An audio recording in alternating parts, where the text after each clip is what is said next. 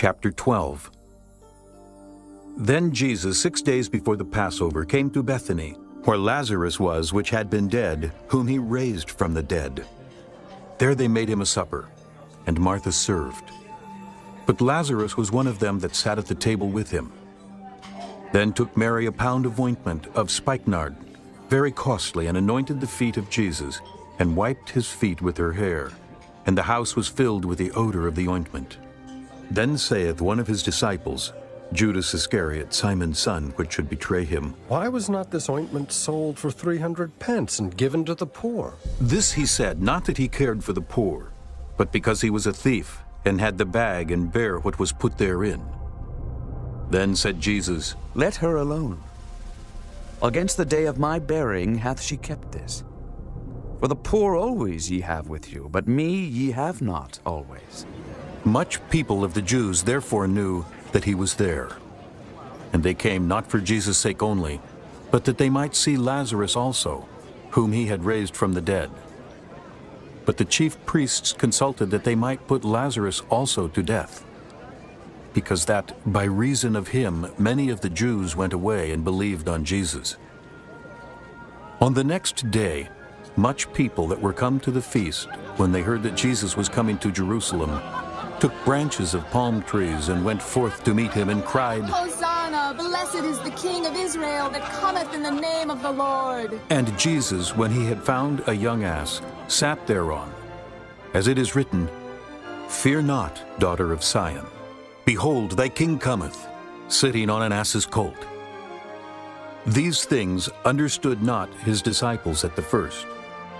But when Jesus was glorified, then remembered they that these things were written of him, and that they had done these things unto him. The people therefore that was with him when he called Lazarus out of his grave, and raised him from the dead, bear record. For this cause the people also met him, for that they heard that he had done this miracle. The Pharisees therefore said among themselves, Perceive ye how ye prevail nothing? Behold, the world is gone after him. And there were certain Greeks among them that came up to worship at the feast. The same came therefore to Philip, which was of Bethsaida of Galilee, and desired him, saying, Sir, we would see Jesus. Philip cometh and telleth Andrew. And again Andrew and Philip tell Jesus. And Jesus answered them, saying, The hour is come that the Son of Man should be glorified. Verily, verily, I say unto you, except a corn of wheat fall into the ground and die, it abideth alone. But if it die, it bringeth forth much fruit. He that loveth his life shall lose it, and he that hateth his life in this world shall keep it unto life eternal. If any man serve me, let him follow me, and where I am, there shall also my servant be. If any man serve me, him will my Father honor. Now is my soul troubled, and what shall I say?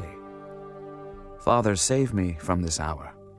But for this cause came I unto this hour. Father, glorify thy name. Then came there a voice from heaven, saying, I have both glorified it, and will glorify it again.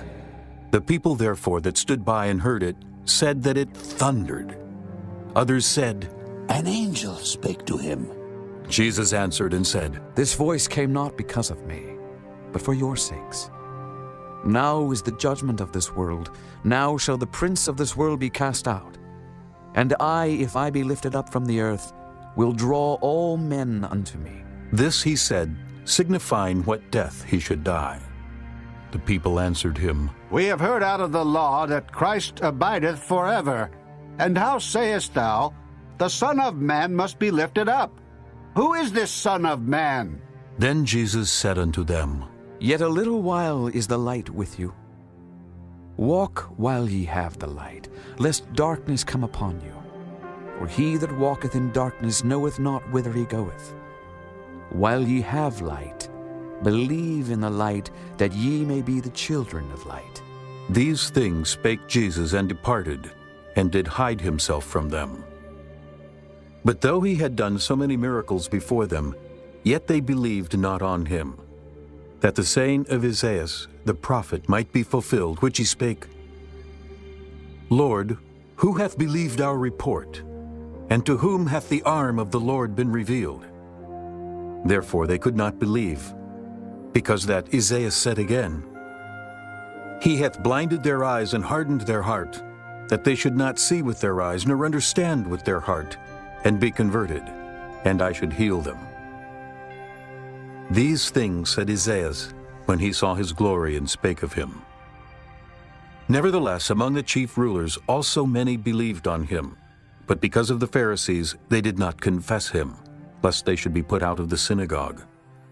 For they loved the praise of men more than the praise of God.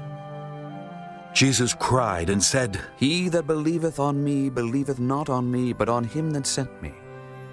And he that seeth me seeth him that sent me. I am come a light into the world, that whosoever believeth on me should not abide in darkness. And if any man hear my words and believe not, I judge him not. For I came not to judge the world, but to save the world. He that rejecteth me and receiveth not my words hath one that judgeth him. The word that I have spoken, the same shall judge him in the last day. For I have not spoken of myself, but the Father which sent me, he gave me a commandment, what I should say and what I should speak. And I know that his commandment is life everlasting. Whatsoever I speak therefore, even as the Father said unto me, so I speak.